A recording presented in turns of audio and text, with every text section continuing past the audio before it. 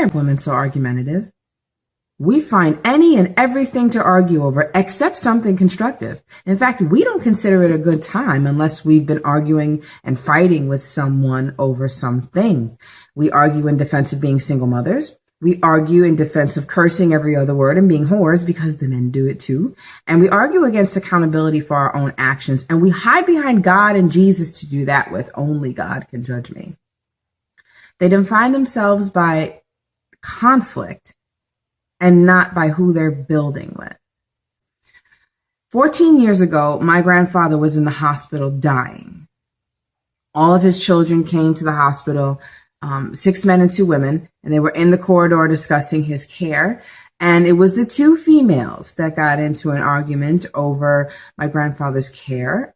And that devolved into an argument over who was his favorite daughter. And they haven't been speaking since. There's a TV show I watch called Boardwalk Empire, and on the show in, I believe, season 3, there is this ultra-violent gangster named Gyp Rosetti, and it's said that he's so mean that he can find the insult in a bouquet of roses. That pretty well describes the average female today. And the sad part is we're proud of this. We're proud to be loud and argumentative and rude and turn around and call that foolishness a strength. And then when nobody wants to argue with us anymore, we'll yell, "You can't handle a strong woman." This isn't just a cultural quirk.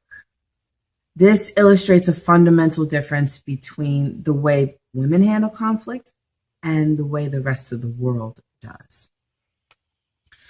No matter how inappropriate or petty the issue, we will find a reason to fight. And if she can't find one, she'll make one. Even if she knows what she's going to see she's not going to like, she'll go there anyway just to argue with people over their opinions. Go to any social media, Facebook, Twitter, Instagram. You'll find a female arbitrarily arguing with people that she does not know just because they're opinions. And the goal is never to come to a resolution. The goal is to just vent this never-ending cauldron of hate and anger and rage that's inside of her. I want you to take a look at something. I want you to watch this clip. It's a clip of an interaction between LeBron James and Mario Chalmers, also known as Rio. And I'll be right back. Argument earlier, frustrated over some defense. James really got in his face. But then a short time after this argument, Rio, that's what they call Mario Chalmers. I was wrong, my bad. That's great leadership. I tell you, when we talked about LeBron being a great teammate, I mean, obviously this guy is the king. And for him to look at that in that situation and say, I was wrong, speaks volumes to his teammates and his coaches. As a woman, I understood that clip to be a demonstration of Black male leadership. Look how quickly the situation escalated and then de-escalated. And one male was able to say to the other, my bad, bro. I was wrong. I have a question. When is the last time you sat down, admitted you were wrong, and closed your mouth? See, LeBron understood that for the sake of his team, he should stand down and apologize for his outburst. And it has nothing to do with money or getting paid to get along well. The ability to stand down and apologize for poor behavior is a character trait. That is not something that comes with money. You have that or you don't. There are plenty of people with money who act stupidly. Women as a whole, we do not lack the character to stand down, even when it's destroying our team. You continue to fight and yell and argue to our detriment. And your arguments are so misguided and backwards and downright stupid that Black men are openly discussing other races of women to build with. I know what someone's going to say, you're tearing women down. Now, what's your solutions? The solution is be quiet. The solution is close your mouth. The solution is stop arguing, stop fighting, let go of your anger, and be quiet. If you spent less time talking and actually listening to what the men are saying, you'd peep game. Because they're not telling you what they exactly want you to do, but they're telling you what they'd expect from you as a woman.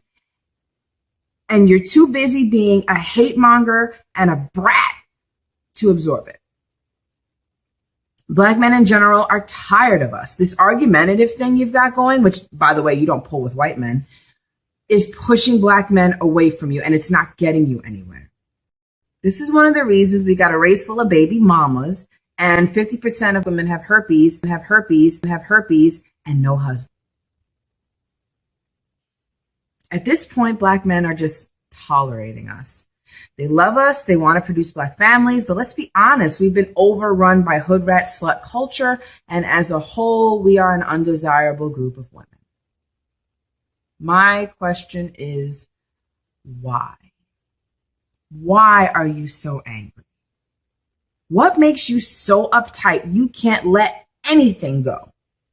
Everything you see, everything you don't like, you have to comment, you have to go ballistic. Why? If you see a comment online you don't like, you flip out on that person and everyone who agrees with them. The problem is you don't like yourself. We have the lowest self-esteem as a group. And the sad part is a lot of us have no purpose because we don't even know why we were born. How many black children do you know that were born for a reason other than mom got knocked up and didn't abort me?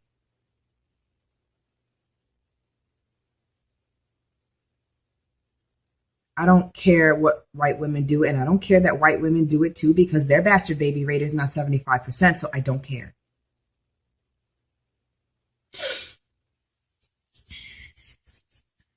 We wander through life aimlessly. We have no direction, no legacy, no wealth, no decent maternal figure to teach us decorum or how to be sexually responsible, and no parents to leave us anything.